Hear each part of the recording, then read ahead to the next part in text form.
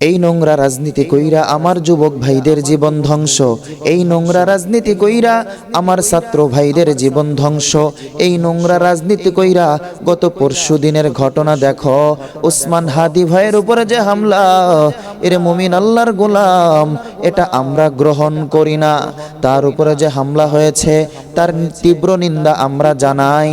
তবে একটা কথা বলবো, ক্ষমতার লোভে আমার যুবক ভাইরা রাজনীতিতে চলে আসতেছে, ছাত্র ভাইরা পড়ালেখা বাদ দিয়ে ক্ষমতার লোভে রাজনীতিতে যোগ দিচ্ছে।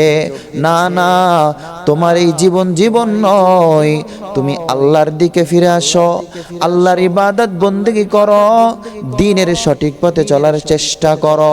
রাজনীতিতে যতই যাইবা এই নোংরামি তোমার জীবনে বাড়া ছাড়া কমবে না। স্বয়ং আল্লাহর দিকে যখন তুমি ফিরে আসবা, ও মুমিন, দেখবা তোমার দুনিয়াও সুন্দর, পরকালও সুন্দর।